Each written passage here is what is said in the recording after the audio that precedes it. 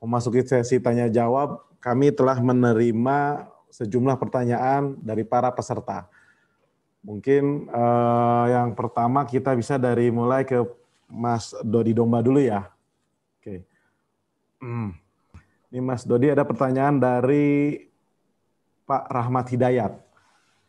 Bisakah standarisasi harga nasional domba kambing seperti tata niaga peternak layer atau pinsar, di mana supply dan demand terdata dengan baik? Silakan Mas Dodi. Ya, di-unmute dulu. Oke. Kalau kita ngomong mengenai apa yang ditanya oleh Mas Rahmat Hidayat, mungkin saya tadi kan Bang Yudi Guntara, Pak Heryo ya, membicarakan mengenai kenapa saya bilang bagaimana kita bikin standar pada saat kita belum punya data. Ya, sehingga pada saat kita punya data yang baik, perkembangan berapa harga yang kita butuhkan sesuai dengan kondisi ekonomi kita, dengan persaingan secara internegara, sehingga kita bisa tahu sebenarnya berapa sih harga yang ideal. Dan harga ideal itu tidak bisa come to the floor aja, apalagi ini berhubungan dengan komoditi atau salah satu pakan nasional. Jadi kalau kita bilang bagaimana kita memperbaiki itu, kalau kita tidak punya data, sehingga kita tidak bisa memutuskan suatu secara benar. Bisa kita bilang nih, kalau mau memperbaiki data, konsentrasi utama kita adalah bagaimana itu data. Kalau ada salah satu pengusaha di luar negeri yang mengatakan business without data is like driving with your eyes closed. Artinya lu ngelakuin bisnis tanpa data, lu nabrak kiri, lu nabrak kanan dulu baru balik. Nabrak kanan dulu baru balik, nabrak kiri dulu baru balik. Kita udah cukup smart semua untuk, dan saya rasa pemerintah, kita HPDKI, kalau bekerja sama data, kita pikirkan menjadi hal yang penting. Don't let it to the floor gitu. Jangan biarkan itu kepada floor aja yang menentukan. Kenapa? Ini berhubungan dengan jutaan nasib hidup orang banyak, sehingga itu harus dilakukan. Ya, jadi kalau kita melihat harga itu bisa ditentukan bisa, tapi secara nasional berapa yang diharapkan harga itu memang cocok dengan daya beli, cocok dengan keuntungan buat petani, cocok untuk mempunyai daya saing secara internasional. Nah, ini kan harus ditemukan standarisasinya. Harga berapakah harga yang baik, yang cocok, yang bisa menguntungkan semua pihak. Mungkin hari ini kita sibuk di dalam hulu, tapi kita tanya sama tukang kambing pada saat supply tukang sate itu kayak raja. Mereka naikin harga itu sulit sekali, ya. Nah, ini kan selalu terjadi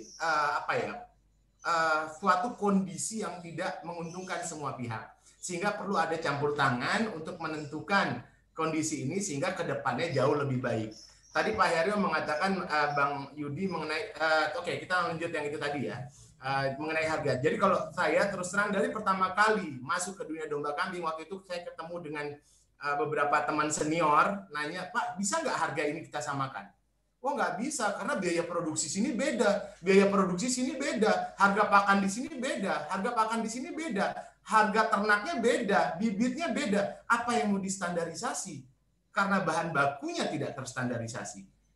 Karena bibitnya tidak terstandarisasi. Pola kerjanya tidak terstandarisasi. Bang Yudi Guntara mungkin sudah sangat efisien. Mungkin Bang Heryo dengan metode kemitraan dan metodenya sudah sangat efisien, tapi tidak bisa menjadikan harga itu menjadi standar yang nasional. Apakah bisa atau tidak? Bisa sekali. Tergantung apakah kita mau bersama-sama, dan ini butuh waktu panjang untuk menjadikan sebuah harga itu menjadi harga yang bisa menjadi keberuntungan untuk konsumen, untuk supplier, untuk tingkatan kemampuan secara nasional. Gitu Bang Ramdan. Terima kasih Pak Kang Mas Dodi Domba. Ini yang kedua nih Pak, Mas, dari Pak Sahrudin Said Lipi. Mohon izin bertanya, dengan berbagai permasalahan yang ada pada industri domba dan kambing, jika ada investor nih yang ingin membangun industri domba kambing dengan kapasitas 1 juta ekor per tahun, mohon saran dan masukannya bagaimana memulainya. Dan saya berharap mendapatkan masukan dan memberikan peluang kerjasama. Terima kasih. Waduh, kalau dibilang, ini coba jawab dari versi saya. Yang mau masuk ke dunia domba kambing sangat banyak. Mohon maaf, kurang lebih mungkin ada salah satu di sini. Kemarin ada salah satu dari politikus ya, ngobrol sama saya untuk membuat sebuah peternakan. Dia menanya bagaimana kondisi peternakan. apakah ada peluang? Besar peluangnya, kata Bang Yudi Guntara. Besar peluangnya, tapi harus berani berperang ya untuk membangun sebuah peternakan dengan 1 juta hektar, dengan 1 juta ekor produksinya. Mungkin bisa nanti belajar Bang Yudi Guntara yang udah 1.500 kapasitinya. Tapi kita boleh lihat real ya, untuk masuk ke bisnis ini tidak mudah. Saya sering bilang masuk ke bisnis domba kambing itu adalah high barrier business. Susah masuknya. Ya, masuk ke dalam itu susah karena begitu banyak kendala yang kita hadapi di dalamnya. Ketidakstandaran bibit, tidak standaran pasar, tidak standaran harga dan lain-lain. Bisa ya. Tinggal bagaimana kita apalagi kalau asumsinya produksi 1 juta, maka bikin kayak kata Bang Yudi tadi adalah industri. Maka kita cocok pada industri-industri yang menggunakan teknologi-teknologi yang bisa menjadikan peternakan itu efisiensi. Maka sorotnya adalah sorot kepada negara-negara yang memang sudah memiliki tingkat quality industri peternakan yang baik. Metode high, metode pakan dengan mesin dan lain-lain, metode pembagian makanan dengan traktor. Karena ini harus berbicara bagaimana sebuah peternakan itu profit, tentu aja bagaimana menciptakan peternakan yang efisien.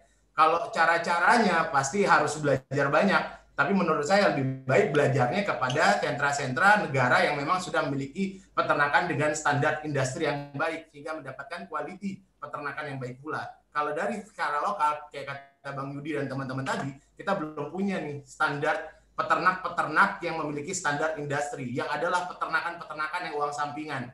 Dari peternakan banyak orang kuliah, dari peternakan banyak orang bisa ngawinin anak, dari peternakan orang bisa lebaran, tapi begitu peternakan itu berubah dari 5 ekor menjadi 40 ekor, selamat dia akan masuk ke dalam hutang, dia akan masuk ke dalam kesusahan, dia akan masuk ke dalam area yang susah sekali dalam hidup mengandalkan kepada domba.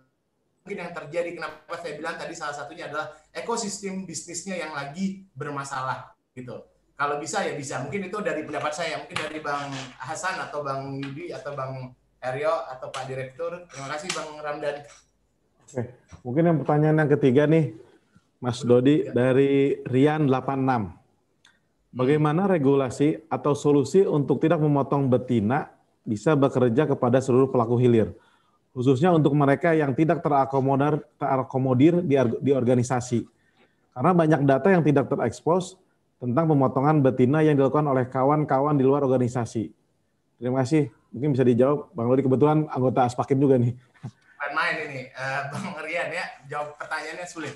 Seperti sudah kita obrolin waktu kita diomongin di Aspakim, selama tidak ada regulasi yang kuat seperti kata Bang Hasan tadi, kami sebenarnya kalau dibilang dari daerah tidak keluar jantan, siapa yang mau beli? Kita mau beli dari mana?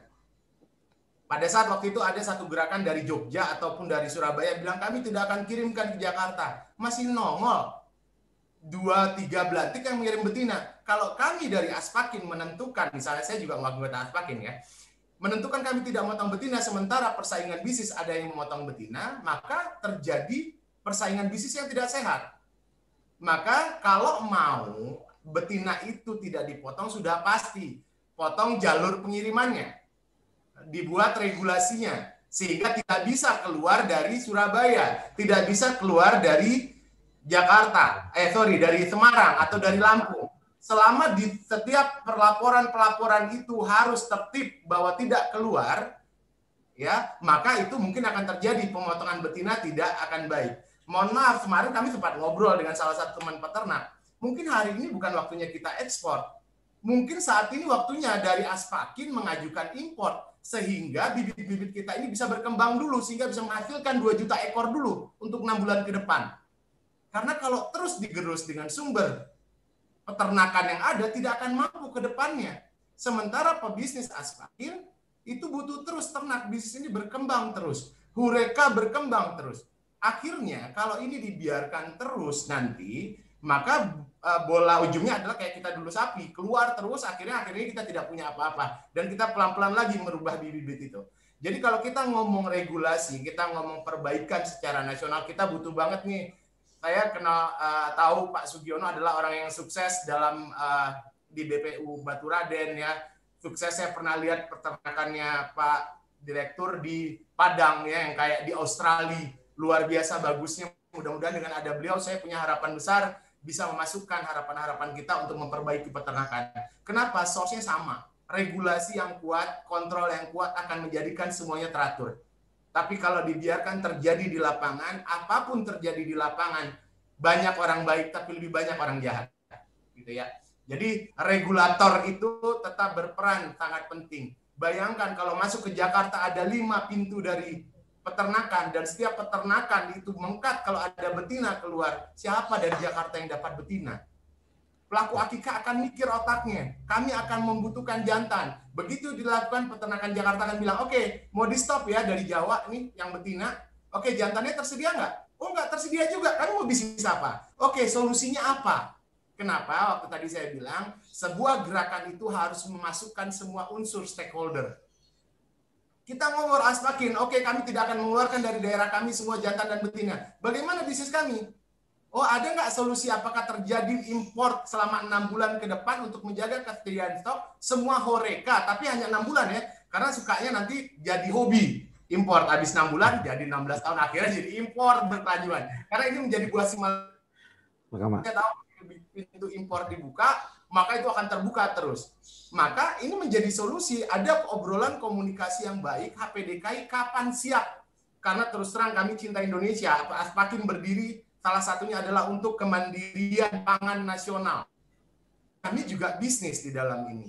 Sehingga apabila tujuan kita sama, niat kita sama, memang hari ini tidak akan mungkin peternakan kita akan berkembang layaknya derek yang 2, 4, 8, 10, tapi 6, 7, 8. Dan ini akan terjadi sebuah kondisi di mana barang itu tidak akan ada gitu. Dan saya udah teriak ini 5 tahun yang lalu. Sama waktu saya teriak 6 tahun yang lalu, tenang, ini aman semua. Sampai semua orang teriak hari ini.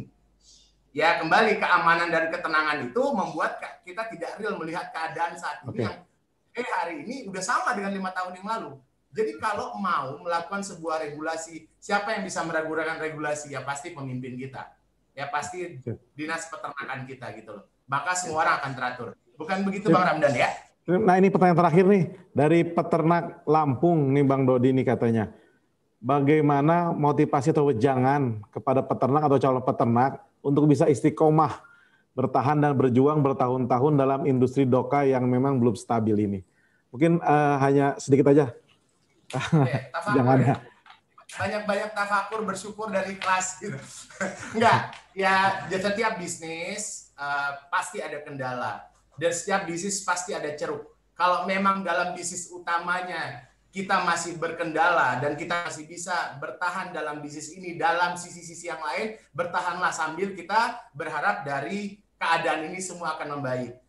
Pada saat ya kita hari ini mungkin para peternak kita dibantu oleh sebuah ayat yang menyatakan pada akhir zaman berbondong-bondonglah ke atas gunung dan peliharalah domba kambing. Dan hari ini menjadi motivasi kenapa banyaknya orang yang hijrah masuk ke domba kambing. Banyak orang yang mau lagi mendalami Islam main di domba kambing karena domba kambing di akhir zaman akan menjadi harta yang paling halal, gitu kan? Nah, ini menjadi sebuah motivasi. Tapi dalam kondisi ini motivasi untuk tetap bertahan di domba kambing, yaitu kemampuan kita berinovasi terhadap harga barang yang mahal, berinovasi terhadap pakan, itu menjadi kunci terutama di peternakan. Itu Bang. Oke, terima kasih, mantap.